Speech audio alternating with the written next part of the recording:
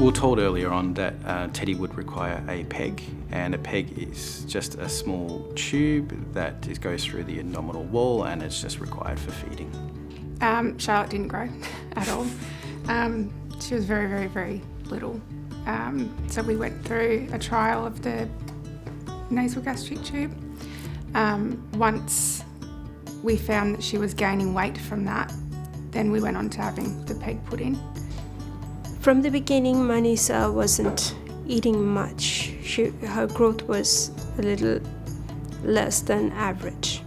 We are planning for her transplant, and she needs to be a certain height and weight to get the transplant. So Teddy would probably vomit during the day maybe 15 to 20 times. That's that challenge of feeding him and making sure that what he does get during the day would stay down.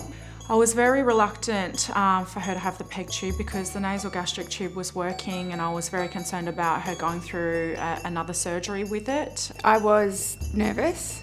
I know about the PEG, and I've known about the PEG for a long time, so but I guess when it's your own child, it's different. But I knew it was something she needed, so. Anything happens to a kid, a parent is always anxious. And a kid going through a surgery is never easy for a parent.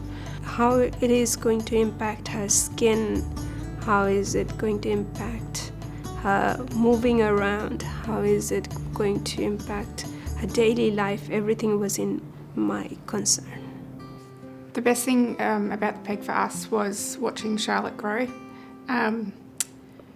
She wasn't an eater, so yeah, it was a good way for us to give her exactly what she needs, milk, nutrients, food, all that. And yeah, just her weight gain was incredible. We were actually quite understanding of why it was needed.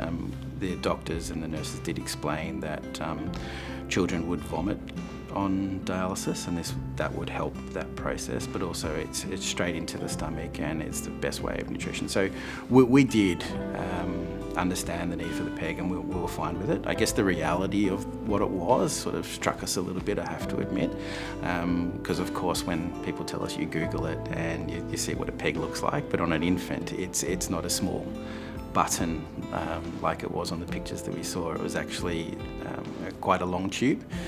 Oh, we're so grateful that we got the PEG tube because her growth and development has been phenomenal. It's been really good, and she stopped vomiting as much, and she was able to start eating. She wasn't eating with the nasogastric tube, so once she got the G tube, the PEG tube, she was able to start eating, and yeah, I seen a huge change in her. The PEG tube's been pivotal in preventing admission, so in times when Teddy may have been ill, the PEG ensures that he's able to get the fluid that he needs. The PEG tube has definitely prevented multiple admissions. Charlotte used to get gastro quite a fair bit, and so with the PEG, we would come into hospital to make sure that she wasn't too unwell, but we could actually go home the majority of the time because we could keep up. Getting medications into Aubrey is so easy with the PEG tube because she wasn't able to have it orally. Teddy's always had a slight issue with the PEG. The PEG has these growths that do come out from sort of within the stomach and sort of present themselves on the skin. It's called a granuloma, and we're required to treat that granuloma all the time. So the granuloma being present can sometimes cause the PEG to leak a little bit. He gets his medicine morning and night, and he just gets a new dressing and some cream morning and night as well. So it's quite easy to do. Manisa doesn't get any pain from the PEG. She is very used to it now. Managing the PEG tube was a lot easier than the nasogastric tube, but it's still another issue you've got to worry about with dressings and creams and all that sort of stuff. But I think if you stay on top of it and make sure you have a routine and stay clean, yeah, it's a lot better than the nasogastric tube for the child and for yourself. She has a backpack that the machine can go in, and she can do whatever. She can play, she can run, she can do whatever. If I could give any advice to a family that was that their child was having a PEG, it's just not a big deal whatsoever. It just becomes part of him. My son embraces his peg. We're probably at a point now where we may be able to remove it, and he doesn't want us to. The advice I would give to parents who are deciding whether to get a peg or not is to know that it's not just another surgery, it's to the benefit of the child for their treatment, growth and development. And I'm so glad that we had listened to the team and chose to get the peg.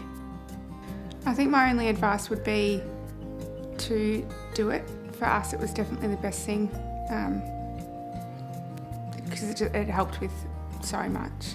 It was definitely scary and nerve-wracking to have such a big operation, Probably but the best thing you could do. it was definitely the best thing. Yeah.